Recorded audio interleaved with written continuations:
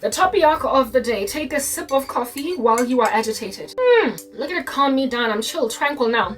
Like a lake. Okay. Right. The topic of the day. Let me get something a little bit darker. I don't know. Give me something dark. But not like the abyss, just dark enough. The topic of the day is destiny curse schmestiny merce. Your relief is your judgment. Y'all be out here cursing my destiny, trying to block me from reaching people when the destiny you're cursing, I'm unlikely even going to walk in it because I'm going home with the Father, with the Son, with the saints, and we're gonna be judging y'all gangster behinds during a season called the Great Tribulation. But in the run-up to, look at you, try to block my marriage, try to block my boo, try to block my ABC, try to block my Q. And I'm like, yeah, zinja dogs. Destiny curse, schmestiny merce. Your relief is your judgment. You being relieved that, oh, you stood in front of me and my handsome prince of a husband. And look at me, turn 40, still unmarried. Your relief that, oh, look at me, get no job, no matter how hard I try. Oh! So you're relieved? You're out here like grabbing some kind of fan. Like this is a fan. I kid you not. This is a fan. I don't even know. If you say better, you be grabbing this here monstrosity. On some, oh, I'm so relieved. Gaze upon my relief. Adore it. I'm breathing. Because Karabo did not get her YouTube channel monetized. Nobody listened to her. Nobody hearkened. I didn't get the instruction to stop doing a gangster thing. She is nowhere to be found. Oh, I'm so relieved because she's so convicting in her content that somebody might actually change their mind. And when they don't change their mind because they're that stubborn. Oh my. Look at me turn on a fan to high speed. Look at me turn on a fan to maximum speed. Look at me give myself air in the middle of my air of arrogance. Your relief is your judgment. Being like, whoo, and removing sweat of your gangster getting your foreheads is your judgment. I need to pee. Do you understand? Destiny curse, schmestiny curse, lo blau. Alright, I'm swaying like I'm doing the twist because I need to go and pee. Alrighty, so that's the topic of the day. We're going to discuss that in Hlongwane. And then please kindly gauge, I'm putting some caveats out there. At my application makeup, it falls on and off, I get it. But please don't accuse me of a shape-shifting or whatever. I was actually watching a video on YouTube where this guy was like, hey, eerie things are happening on the earth, you guys. Eerie things are happening on the earth. There is, people are just like shape-shifting on their cameras. And I was looking at this content creator chick. She was doing a video. She really flashy, beautiful. But then when she turned around to look at something else while she was recording her video, there was then this like face that just stayed on the front of her camera and then caught up to her face.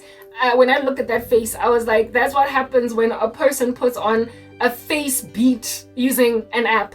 Sometimes your face moves from the side and the full face stays here and then only catches up to you. No, honey, it's not shape-shifting. It's an application. It's artificial intelligence. That's not a real shapeshifter. That's just a woman that actually decided to record a video, put makeup on her face, and then when she turned around to look to the back, the face stayed there while her face looked to the back. Is not a demon.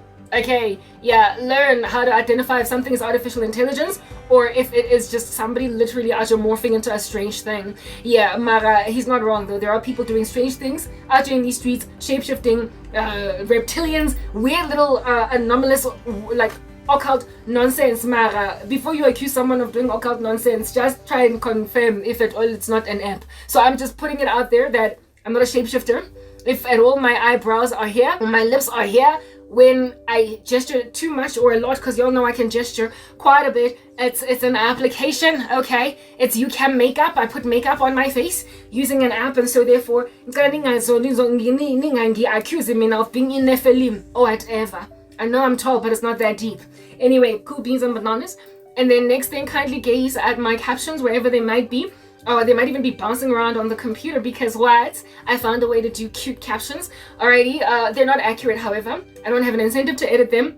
Because listen, I've got volumes of content, and like I said, I've got some little monster truck in a demolition derby chilling on me as a small little Kia Picanto, just crushing me. Hey, making sure my content goes nowhere. So with that level of attrition on my uneasy chest causing me to cough out blood, I'm not going to edit my captions, so they're going to be inaccurate every so often, but largely they're accurate. So if you are deaf, you'll still understand what I'm saying, but I'm not going to edit them because I don't have an incentive to. If at all life was given me and the future was awarded me and all things nice and special and tender were given me, I would edit it, but I don't have the incentive. So please don't look at me as a grammatically a disastrous human individual that has no regard for her craft. Like, have you no respect for your own work, man? Come on.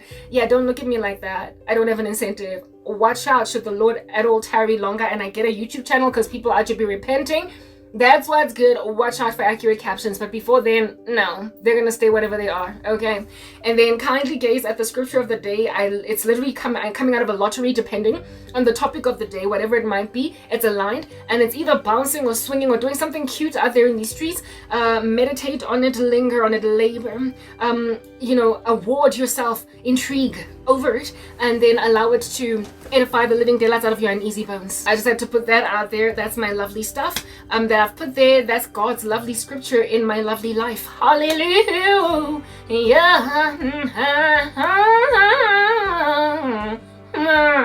Alrighty, cool beans and banana peels. What else do I usually put out there as a caveat? Thunder strikes, thunder is just like, lightning bolts, just got peels of thunder. It's all over my grill. Yeah, that's just another caveat. My life sucks, but guess what? I've got peace that transcends all understanding. So maru shmaru as well. Okay, maru means clouds, y'all. Like we are about to be caught up in the marus. Okay, cool beans and banana peels. Is there anything here that we're awarding you with today before we go and use the lavatory? Speak to me, answer me. I don't think so. So we're gonna use the lavatory. Peace out. What's up? I've returned. What's up? I've returned. And I am relieved. I don't know about you. Are you relieved? Do you have eternal life? Do you know the King of Kings? Is your hair messed up like mine? But despite it, you're redeemed? And so therefore it don't matter that you got a bad hair day? Is that your life? If not, I'm so sorry. I'm so sorry. Because what else can we say to all of y'all that don't want Jesus other than I'm so sorry? I'm so sorry. I'm sorry. Girl, I am so sorry. Okay. Anywho, anyhow. How's it, guys? I've changed my schedule because that's just what we like to do in these streets, so whatever. But getting into this conversation, I guess where shall we begin? Where shall we commence? Do you like the new camera angle? I'm using another tripod setup thing over there to give you more of a landscapey, broader, like, juicier view. It's giving hello! Yeah, if you don't like it, listen, you don't got to like nothing. Okay, listen, nothing. Okay, cool. Beans and bananas, guys. Times are dire. Things are intense, they're deep. And everybody is just like electrically malevolent. And so obviously we're going home. I've been so horrifically attacked. Horrific. It's horrible. Attacked because of my insistence upon latching onto Jesus and the greed, the rapacity, the persistence by men and women alike to marry me off to one of them. I don't know why people are so possessive of me. I don't know why people feel like kwamele ba control impilo yam. I don't know why. What is it about Cran K, the corrupts over here? Me not just gawking at you, I don't know what it is about what I'm doing or who I am that has made people so megalomaniacal where I'm concerned and determined to wade me off to the occult. There is just an obsequiousness to the adoration of this kingdom that is confusing to me. It is utterly and comprehensively confusing as to what is going on, but whatever. We glide right by it like we're ice skaters or whatever in the streets. I suppose the Lord is the one that did that because God has a thing about hiding people when he has called them for a gargantuan mission. So we're gonna get into that in a minute and a second. All right. You know what, guys, I've dated in my life. I think that's evident. I've had boyfriends and everything. Y'all have listened to my stories. The people who listen to me are largely just kind of dastardly, so they know the history. And then I came to Christ and all stuff simmered down because I became more sober type establishment thing. But never in my life have I met in my country or anywhere else for that matter. I've never been outside of South Africa, but like never in my life have I ever been met with this level of coercion, this level of force from men and women insisting that my life be a certain way. I have dated, I have had annoying guys that can ask you out, and even though you say no, they just keep following you around like pesky, that don't want to drop the ball, let it go, but eventually at some point because it's not going to give, or when they're rebuked. There was this one guy when I was in high school, maybe grade 9, that used to work at some fish and chip shop, little restaurant that was not far from where it is that I got off the taxis in Alberton, where I used to stay to go home, to walk home. And because of my route home from the taxis, this guy would see me as he's waiting tables at this fish and chip joint and follow me. Angshele. And one day, no, I could 2 days, 3, a month, 2 months, like he just kept following me whenever he did see me. It got to a point where I would either cross my fingers and hope that I get kongamhlanje, because there were days when he would not follow me because naseyo, right? Or sometimes, listen, you would know when you're a student, a high school student that commutes using public transportation, what you do to basically shorten your route as much as possible. The sun is out just scorching you with great heat. You are hungry like a lion, wanting to just get home real fast. So you will literally sometimes even endanger yourself by taking little footpaths, little double-ups, do you understand? That get home real fast, because your mom did go and buy a house in a place where it is that from where you get off from the bus station or from the taxi drop-off, it's just like too long. It's too much of a walk. It's a trudging. You've been through school all day. Do you understand? So you always try to take the double up, the shortcut. So therefore, the shortest route possible to get home from where you get off from the taxi, that is the one that you're taking, brah. Because why would you want to go and make like a person trekking up a mountain? Ingati, you are on safari, not a safari, like on a hike. Like why? Why would you want to go get into an involuntary hike? You don't do that, right? Yeah.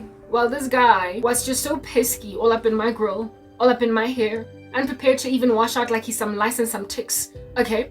Yeah. He was so pesky that I would take... Listen, I lived in Alberton. If you've lived in Alberton, you would know it's very mountainous. You would know it's very rocky. It's high up. It's elevated, right? If you can avoid taking uphill, you will avoid it. Do you understand? If you can, in your journey home, have more downhills than uphills, you're running with it. And I chose the most optimal route that has the most downhills, the shortest route home, the most trees, so as to shade myself from the sun. Yeah, the one that's just the most practical, the most pragmatic. Yeah, okay. I would sometimes get off just a little bit down the road from where it is that I usually get off after Robert the driver, and take a route that was up to Mount Sinai. Do you understand? As Moses. Hiking. Needing some gear, give me a harness. Somebody put a harness around my body lest there should be an accident. Yeah, give me a pick. You know, go up a mountain. Yeah, proper hiking. No trees. That route was so chisco that in that particular patch of road, it was just so bushy and so jungly that there weren't even street lights yet erected in that area, because it was just kind of yet to be gotten to by development. I had to take a route and my street lights, chisco, zihlahla for shade. Do you understand what I'm saying? And it was crazy uphill. And for a minute, I would sometimes use that route just to avoid that guy. The way it got to a point where it was just so crazy serious that and I couldn't deal anymore. Like, this guy would shell at me and I would say to him, leave me alone. Leave me alone. And he would still keep on following me. And I would then also get scared that one day he's going to follow me all the way to where I stay, know where I live, and so start harassing me. Go jarateng. I will nkemele nje fela ka weekend day hore ke ska tswa ke go spa go reka borotho. Or I am nje fela there. Go jarateng. When I come back from school, or when I go to school, or when he knocks off from work, I will nje fela blow me. Yeah, I started to get scared that he would stalk me to that point. Yeah, so that's when I started to take that long drive, where I would get dropped off a little bit further down the road. Mara, it had that crazy little hike that I had to do, type establishment thing. But it got to a point where, because now the next hike, and I wanted a route that had more cars, less abandoned, less bushy, less cheese copy, because it was also safer to be in a neighborhoody environment where there's lots of cars. Do you understand? When one day I made a decision that this guy I decided to get off the taxi where it's shortest to go home, and then he follows me, and this time around he gets like literally dangerously close to where I stay. And that's when then I was like, I would literally scream, and cars would see that I'm screaming, telling this guy, leave me alone. He's out just smelling like my chips. I don't know how old this guy was, but I was in grade 9, so it's giving 14 turning 15. This guy was already obviously out of school because that was his full-time job, so he was probably like what, 20, 21. What are you, like statutory rape? Like he was just ridiculous. Do you understand? Yeah, anyway, I told her girlfriend. Yeah, stofisa school uniform. One day I then decided that because my mom was kind of generally apathetic and nonchalant about my cause, I didn't tell her. I wasn't one of those children that as soon as I have an issue all up in my grill, I would actually run home to mommy or run home to daddy and tell them what's hurting my life, because I was generally just kind of neglected. So it didn't dawn on me to tell on him at first, but then I did. Finally one day I was like, Mount Everest. I am sick and tired as well of yelling at a guy in the street that won't leave me alone. So I tell my mom, and lo and behold, when I told my mom it was a Friday, right? Lo and behold, the next day on Saturday, because she was not going to work. Before I go Eastgate, we used to go to Eastgate on Saturdays to just shop or whatever, or loiter the mall, whatever. Yeah, she used to like going to malls on weekends, and she would take me with. She made a stop go restaurant in Everton, guys. Wa figure go like restaurant, apaka kolo ya gage, and was like, guy, while I was sitting inside the car, she was like, just point to him, you don't even have to get out, Gary. It's that one. It's that one. Saturday. Thankfully, he wasn't off on the Saturday. I was like, give that guy. My mom and went to that guy and gave him so much grief in front of the whole restaurant. People watching. Do you understand? People that are eating there watching. And she was like, yay, you better leave my daughter alone. She's a child. She's only 15. And you are harassing the living daylights out of her. And what's worse is that you keep on following her almost all the way home. And she keeps telling you, leave her alone. If you don't leave my child alone, next time I'm coming here with the police. He was told where to get off Achikwa in front of his peers, his colleagues and whatnot, his boss. He was told where to get off in front of everybody, and I never had a problem from that guy again. I never had an issue with him again. He would see me coming off the taxi, right? Because mamu threatened like I'm a bonisa and happy who looks happy like that go restauranting when I say it's a thing. This little idiot, yes, it took him a minute and me saying no over and over again. I achieved no end, but once a source of authority walked up and was like, Pumagulo muntu, to this child, all right, like proper, like do a better thing, he then hearkened. So that is like the craziest story that I can ever give you of being stalked by someone that just won't take no for an answer. Type it in Spanish. That's the scariest one that I've ever had in my entire tenure as a young woman on the come up, a teenage girl, whatever. It's the most guys that would shell at me for a season would do so, get a no, and eventually they would give up in and of themselves. And even then, when I wore a tone about myself that also started to be harsh and yelly, like no, that was guys, like no, that was not the only one. There was another one at Wits. I'll tell you that story just now, but like, long story short, I was always able to raise up some kind of threat. I was always able to raise up some kind of recompense or corrective action, like recourse for myself, like some kind of consequence management that worked across even the most gnarly of stains of stalking all up in my grill. I was always able to eradicate it, even if it took a minute, right? There was one go Wits University ka first year. Yo guys, this guy, I couldn't even understand why in the world Nahlanya Hagana, he was studying some hectic degree, yeah, maths. So he was too smart for that nonsense. But anyway, whatever. I've already told the story. Every time I would leave campus, the first time you saw me, I was walking from West Campus through like the Matrix to go out of that entrance early. If you've been on campus, go visit University, go citing like Liberty Life, so that I could start to walk down to what you might call this, Mandela Bridge. And then to Bree, whatnot. I preferred to go through campus, like to go through the campus to the like most farthest portion of campus before gates or out of campus, because literally it's not walking in downtown Joburg, it's just not comfortable. Even if commute or taxi and whatnot, hectic, it's just hectic. It's just really hectic. It's bustling, and there's just like these stories, yeah, like, you know, stick them up, give me your phone. And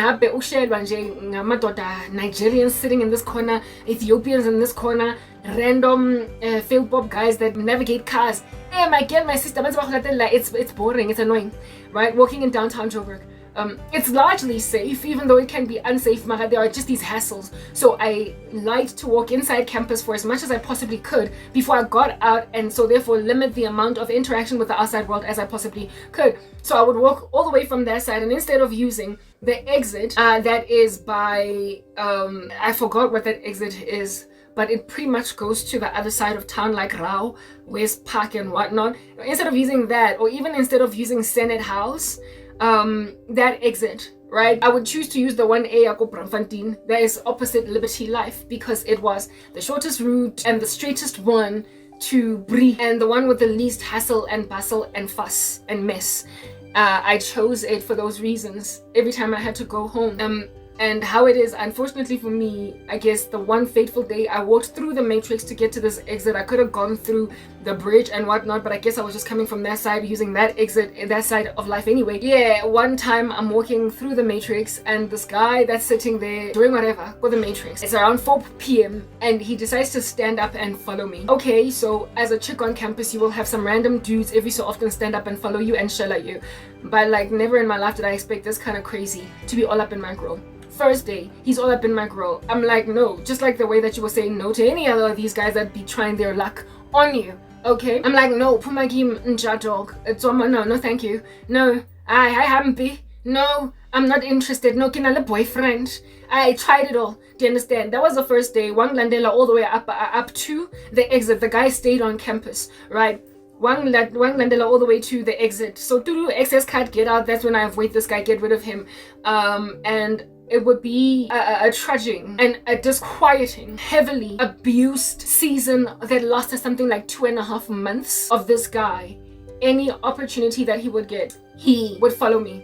And he started to memorize what time more or less on which days. Basically my schedule, right? I am basically around at the same time as he's done with lectures and with tutorials and whatnot, when he would find me. So at Wits, we did not so much have, at Wits we didn't so much as have, on Monday we have got this lecture in the morning, and then in the afternoon, this lecture, this, that, and the other. It went on days, like day 1, you are at this, day 2, day 3, day 4, and then day 5, you have this and that, the other. And in total, I believe there were like 7 days, so therefore you could have a particular schedule of operating on a Wednesday that is exactly the same as last week Tuesday, because you know, we're not at school on weekends type setup thing. So he was able to, based on the day system, my goodness, this idiot, know that on particular days, if it's like school in total around 4 p.m. As opposed to earlier or later. And that was the time when he also was not in a tut, he also was not in a lecture. It got to a point where he calculated like that, where he was like, on this Thursday and on this Tuesday, or on day 1 and on day 3, this chick is available. And so what did he do, right? So remember the first day, like I was walking through the matrix, the matrix, from the matrix and all the way up until the exit. This time around, because but for some strange reason he thought that he could get me, he then started hanging out. Listen to this, you guys, like wait thinking, yazi stalking guys, abatung nakopa man lefatshe tletse ka banna ba hlanyang man ba tshereyaneng, wait thinking kopa le tlhokomeleng basadi. Mara I guess there's not enough tlhokomelareng that you can ever do for yourself. Umuntu makakubonile, you could be innocuous, innocent, getting off a bus, like just doing your regular day, and they will still find you. So noma ungayema clubbing or random strange alleys, you don't necessarily put yourself in a nasty environment. They'll still find you because you just go out there at all. Okay, anyway, whatever. So this dude started hanging out. Like I said, if you knew the whole look and feel of this university, you would know what I'm talking about. Okay, this guy started to sit around you on a 4 p.m. 3:30 to 4, avela basket like a bird perch. Like he literally staked out the Great Hall. Like go Great Hall, you go vets only these steps, these stepisi. Do you understand? He sat by those steps. He perched himself by those steps, or stood by the pillars. I should have made like Samson and just brought them down, killing more Philistines in my death than I did when I was alive. But I'd also be gone anyway. He was disgusting, like on the floor, causing bilharzia. But nonetheless, whatever, let me just keep on telling you the story. This dude perched himself at the Great Hall. But he steps into the Great Hall, so that he could have a peripheral view, a peripheral vision, like a lateral vision, that is almost bird's-eyed view, but not quite, because it was only slightly angular in a bird's-eye view because it was kind of perched. So he could have that bird's-eye view, or that like elevated angle view of, listen to this, pretty much that whole entire landscape in Nangle Wharton Wheeler Library, Cullen, the library lawns, Cullen Library, Wharton Wheeler, library lawns, the Matrix, the steps, like the bridge, the Wits Bridge that then takes you from West Campus to East Campus. He just had that peripheral, horizontal view of this entire space. So that, because I started to, so I get a nang, right? So I stopped using the Matrix route. Because, you know, you love the double guys. They go a long way. So when you're coming from East Campus, and you just want to take the shortest route to, or the most downhill route or whatever, you will choose it based on your preferences, whatever, right? And this is also like pretty much at a mountain, so you're always just going uphill. So if you can go through a tunnel that's flat, and also it's a tunnel, so therefore, you know, shade, sun, the tunnel of which was made vela for a walkway for students, right? Graffiti, you're gonna do that. A walkway, there's a whole bunch of cars, a whole bunch of trees, you're gonna do that. If you're gonna avoid the scorching heat and just the fatigue of a full day, you're gonna take the most, you know, comfortable route for such an experience as that which you've endured throughout this trudging of a day. And for me, the Matrix was that for me. Going through the Matrix, I did the tunnel, I did the carport, I did just a small little flatter, however, walk, a couple of stairs, you know, instead of just the going from East, again, West Campus, and you're a geriatric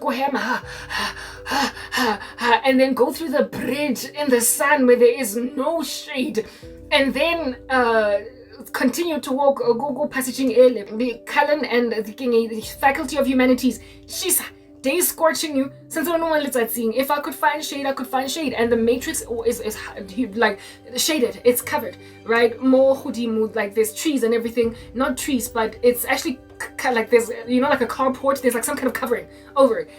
So it's just cooler to walk in.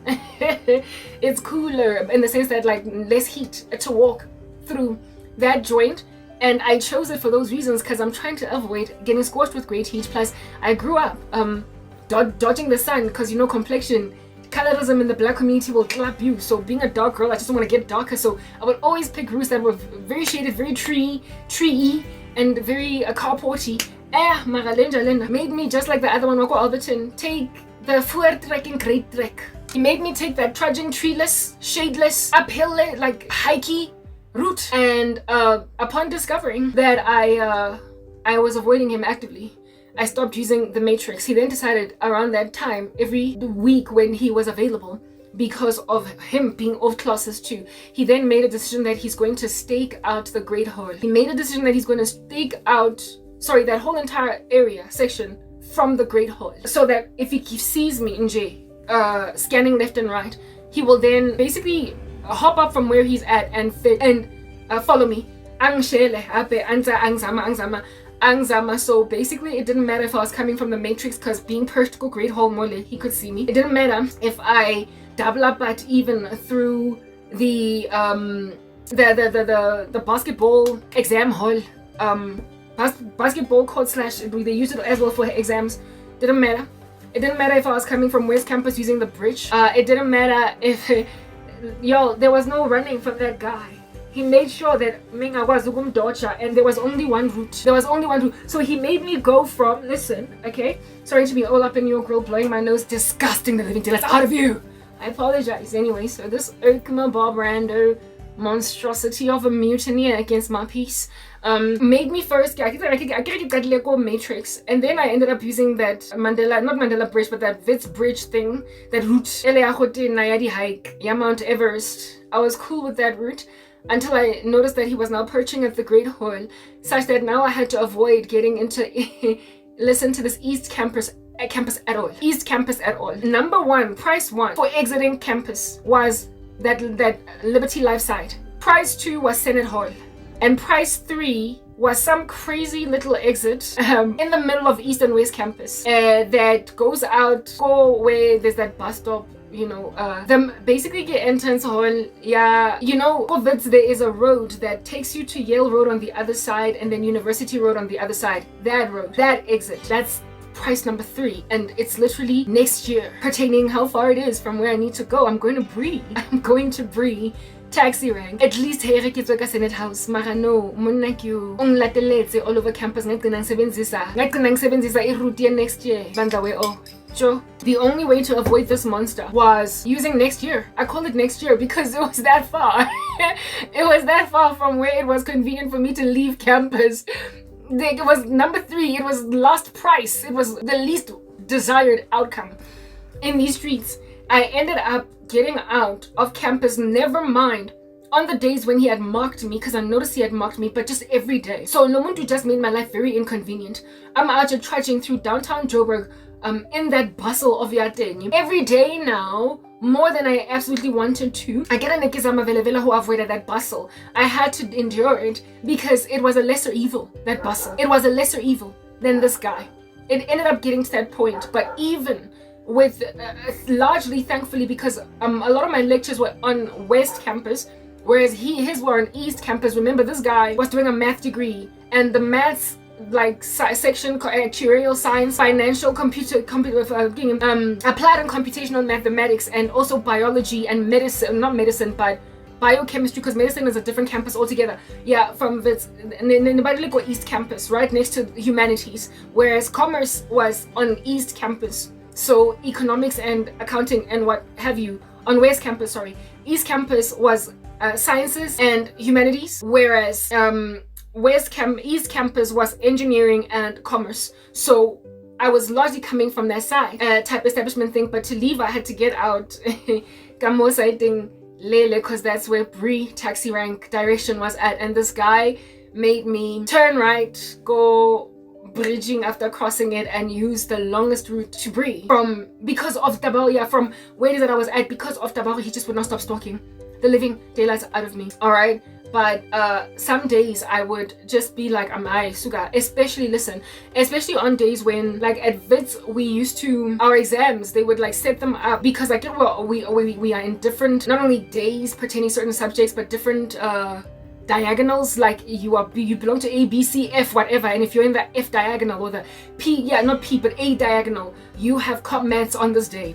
You have accounting on that day, etc. But all the accounting students had to write the same paper on the same day. Do you understand what I'm saying? So therefore, they would schedule our exams not so much during class, because then of course there's a risk of leaking that memo, that knowledge of what we wrote. We therefore used to write exams, all of us across all the diagonals in one sitting. So therefore, it would be after classes. So from like 4 to 6, from 4 to 5:30 or whatever. That's when our exams or our tests would be. For the exam halling, go hall 29, flower hall, etc. and all that jazz. And it was on the days when I had papers, tests, or exams that I couldn't, because after writing a test or a paper, it starts at 4 p.m. It ends at 5:30 or 6, and I did not have a parent that ought to be picking me up. You still have to run to Bree to catch taxis. You are going to be in taxis with people back so it's not like you're going to miss taxis or whatever. But it's better not to be walking in downtown Joburg when the sun is setting. It's just ideal. Do you understand what I'm saying? Yeah, because there's like stories, Mandela Bridge, very violent, people taking phones, other women are to be getting castigated for wearing short skirts. It was just like a crazy place. So the broader the daylight that you walk those streets, the better. The sooner you get yourself in your Gasi, your neighborhood, from the central Johannesburg, the better. So walking to Bree to get taxis to come home to my hood, Busiu or was not ideal. But there were days when I would have to do that because of papers, tests, exams. And on days, I get this guy stayed on campus, so I take it for granted. He doesn't commute. He was from Limpopo or something, was from another province. So Megashala on campus, one of these like reses, go campus. Also targeted me based on exams, even though I guess my exam schedule, what it looked like.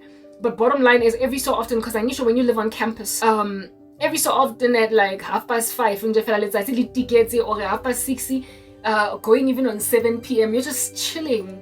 Got the seating area, the pause area, the matrix. You're just sitting.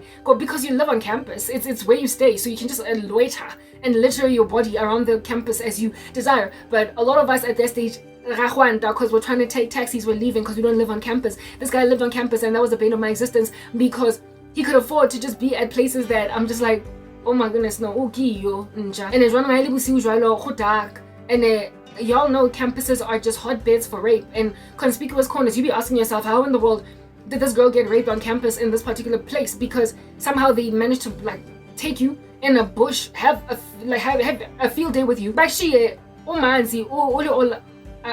sad and disquieted after what has happened to you. And when then the story gets told as to where this girl was raped, you're like, how are you going to rape a girl behind the Wharton Wheeler Library? How did no one hear her screams? How did no one hear her scream? So somehow they managed to, like, the acoustics of campus are such that after a certain time, just don't be found walking these streets alone. Do you understand? Especially as a woman, as a girl. So a person, it's about the corners of the university, especially when you live on campus, you will know some corners. Do you understand? Can't just grab you and be like, listen, I'm having you anyway, and nobody hear you, and there be this story in the grapevine spreading across campus on some year. There was this chick that was raped in this particular portion of the varsity, and you look at this place during the day and you're like, but how was she not seen? Well, if it's like 6:30 or 7 at night, you might literally just have a person for 10 minutes just finish a job and nobody be coming for you, because most people are already dispersed to where it is that they need to go. They're already in their dorms, or they are at home outside of campus or whatever. That's how these streets were giving. All right, so after exams, that's when I was especially nervous where this guy's concerned, because I would get out of those exams at 5:30 or whatever. And because it was 5:30 or even 6, and in winter it starts to get dark even around that time, right? I was like, hey, I'm not going to walk through Johannesburg. I'm not going to walk through bustling Joburg, Busiuso. I'm going to go through campus.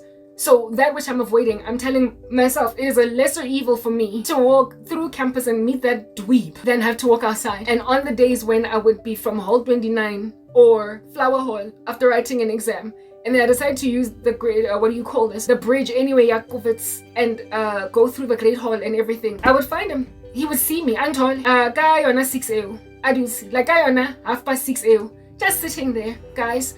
And I'm just like, oh, and when the sun is setting, more so are you then anxious. It was at this juncture that I then made a decision to basically tell him where to get off, because I realized that on the days when I write tests, that's when I'm most in danger, because other days it's early enough for there to be so much bustling activity on campus that he can't just grab me without getting caught. But after the paper, after the exam, I'm talking the answer.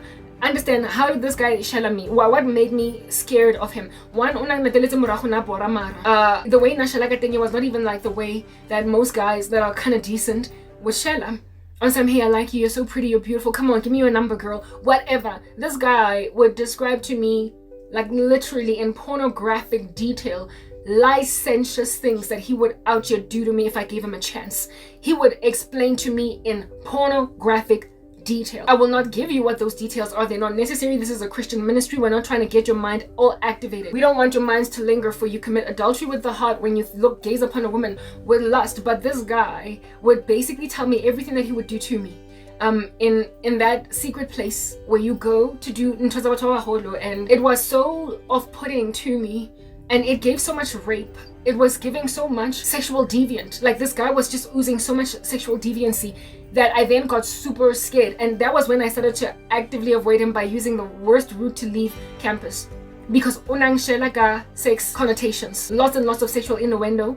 Nah, innuendo is light because it's almost metaphoric, right? I had a guy that used to shell me with that used to use sexual innuendo. I walked away from him because he was licentious, but it was still innuendo. It was veiled behind metaphors.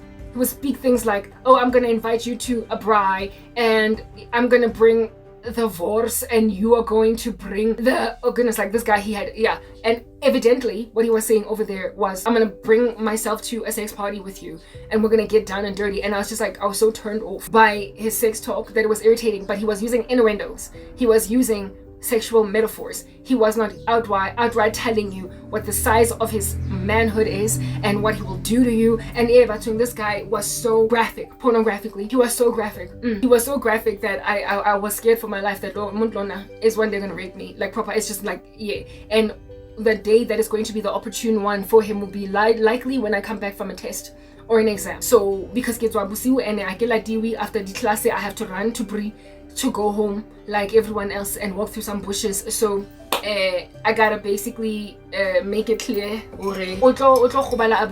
Alright? Yeah. So one day when he followed me, it was that day, however, was not when I was out of an exam. It was one of the regular days, like 3:30 or 4 or whatever, right? But I did remember another day when he had followed me after exam, and that's when I was most freaked out. So this one particular day, I said to him, I was like, dude, leave me alone, because if you don't leave me alone, if you don't stop leaving me alone, I'm gonna go to the dean, because I knew what degree he was studying. I was like, I'm gonna go to the dean of your school. I'm gonna go to the dean of mathematics, and I'm going to tell him that there is a student that is studying BSc, some mathematical degrees. I don't know if it was financial maths or just pure maths. I guess everybody was just doing a math degree. I was like, I'm gonna go to the dean of the School of Applied and Computational Mathematics, whatever, and I'm going to say to him, listen, guy, there is a young guy, a student in your faculty. There is a student in your faculty that actually is pursuing me, despite all the times that I tell him, please leave me alone. And he's not like other regular guys that pursue on campus. He is scary because the way that he pursues me, he uses a lot of sexual speak, and I'm nervous that one day he's gonna rape me. And the other day, he basically caught up with me during a time when I was especially uncomfortable, because it was after an exam. It was like 6:30 in the evening, and it was dark on campus, and I was scared that he might even put me in a bush, and so have my body. So knowing that there are every so often, uncomfortable reports on campus of rapes of girls, sexual harassments of girls in conspicuous spaces that then put the university to shame, and it's like a whole big taboo. Go and find out who that student is and rebuke him or give him a warning or whatever, but put him through some process. I threatened essentially to report him to the dean of his school, and it was that which made him stop. He stopped perching himself like a little birdie or a trained assassin on a roof or whatever, trying to find his target, bullseye it, and murder. He stopped perching. He stopped waiting for me. He stopped basically staking out campus with a bird's eye view for me, because he threatened with reporting him to the dean, and so therefore threatening him in so reporting him to the dean with loss of his standing in the university. Not so much degree, he can go and study it somewhere else, but he could get expelled, he could get excluded, like something for criminal activity, just whatever. And that was enough. Seeing as I guess the guy was careful for his future, he left me alone. That was the last time I ever saw of him. I was in Wits the first time around, first and second year, and then I had to drop out after second year because my mom stopped paying fees, and then take myself back again part-time. So for in first year this happened, and the rest of first year he stopped harassing me, and I never heard from him. I didn't even see him again in second year. Type establishment thing. Do you understand what I'm saying? Yeah, so what I'm trying to explain, it's in at day 2, where there's the guy from the restaurant when I was 15, and then this dude when I was first year varsity at Wits, is that even with some of the most scary, heinous stalkers of my person, bang patlang as a girlfriend, what vantage point they're coming from, trying to basically show that they can make for a decent boyfriend for me or whatever. Yeah, I'm using these stories to help you understand Uti. The most I've ever dealt with are these two, and even these two, upon being met with some kind of potential for consequences, they staved themselves from continuing in this fashion. They did not carry on with this incendiary activity, and so therefore I was relieved, hallelujah, by the amazing grace of the living King on high and Lord of Lords from their stalking. And so from just a constant suspended state of fear, where you don't know what is coming, who is going to lurk in the bushes, and so therefore potentially pounce on you. These two miscreants from my youth are the worst case scenario of this kind of stalking. But the better chunk of guys, the larger majority of Shellingtons, the larger majority of Amatota, where, oh, my sister, my nice, my size, that I met all throughout my life, bangi gelile, even the most persistent ones that will shell you here for a month, eventually when they were told no enough times, they let me go. The most immaturity, the most that oozed out of them as a result of bitterness pertaining rejection would be an immature response by being mean to me because I wouldn't date them. But being mean to me is still not, my life is in danger, right? I had a guy in high school that was my boy, like mpinje, as in ebatung. So fast like we used to hang out together, walk home, go fella, and everything. Not me and him, but it was like a crew of us that would walk home together, or maybe even hang out a couple of, like an hour or two after school ends, and then go home, like split, skedaddle and stuff. Yeah, I had that guy for a boy, like he was my boy, and he became a friend of mine around the time when I joined this one musical as a spare tire, like the biscuit in your back boot type setup thing. I was a spare in the wings of this musical in grade, I believe 11 or 10. I stand corrected. There was a musical that we did in my grade 10, his grade 11. He was 1 year older, and that's how I got to meet him. He was the whole time around in the school, of course, but then we only got tight because of this musical, because he was involved in the musical and he was one of the, not a lead, but he had an important role. I was just in the wings. I was the ooh, ah, you know, the people on the side, like the choir on the side that just do the oohs and the ahs. That's what I was. Me and my girls, we decided that we're going to join a musical and be relevant and meaningful in school instead of just letting extracurricular activities just fly right by our noses. And I was one of the oohs and the ahs girls, but then this guy was in one of the people who sang. All right. Yeah. Anyway, this musical, I work hard. It was some old school Sophia Town musical. Every day to make my beer umkombote. Type establishment thing. Sakukuga satipega Nancy pata pata. Ay mama Nancy pata. Ay mama. Anyway, whatever. That musical. I don't know if I was in grade 11 or grade 10, but it was one of the latter years of my high school experience, and this guy was one of the singers there. He had some pipes. Anyway, whatever. This guy developed a liking towards me and so started hanging out with me and my friends that were part of this musical. The musical, it started out being me and two of my girls, and then one of the girls dropped out because she stayed in Kibla Park and it was just too far for them. The auditions would happen during the week at night. The auditions would happen during the week in the evenings, from 6 to like 8:30 or 9. And because she was coming from Kibla Park, her mom was like, yo, child, it's too much for me. And I think they were like 3 times a week or something. And the mom was like, I cannot be picking you up at 9 p.m. Eskolweni for the next 3 months. I can't. So she dropped out. While one of my friends, however, that lived in the hood, in the neighborhood, she and I stayed in this musical. And at that stage, yeah, it must have been definitely grade 8, not so much 9, not so much not grade 8, sorry, grade 10, as opposed to grade 11, because I'm so distracted. There's just too much activity going on outside. Because I was still staying in Winchester Hills, was I? Or was it Alberton? Anyway, whatever. But my parent was willing to concede to pick me up, thankfully. So there's so much activity going on outside, I can't concentrate. Hi Angazi, listen, distractions, we just carry on. Anyway, whatever, this guy was in the choir, so he developed an interest in me. And so my friend, I'm so distracted, like you don't understand. My friend and I became friends with him and one of these other boys until we hung out a lot together, especially after school. And because they lived in the neighborhood, sometimes we would walk home, etc., or just stay like an hour or two after school and then only scatter and go our own separate ways. That's how it was with this guy, and he was really good people's. From the very beginning, he was hollering at me.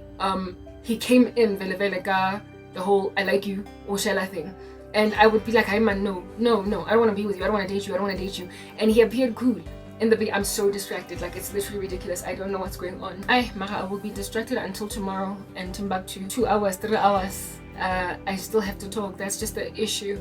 My schedule has changed. It's come down into the daytime now, so there's just like a whole bunch of distracting activity going on outside. I have to talk through it. I can't. Yeah, it's gonna be uncomfortable. I'm not gonna be as free and as leisurely, but nonetheless we carry on. This guy in the musical, initially nani cool, he was alright, he was good people's man. And within Dabo, he appeared to not care that I was saying no to him, but that's only because he thought that eventually I would say yes.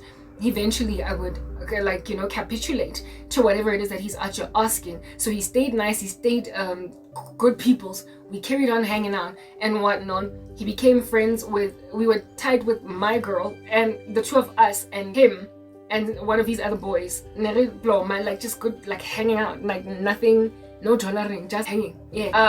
Went from that to eventually when it became clear, especially when the musical came to an end, right? The musical did eventually end.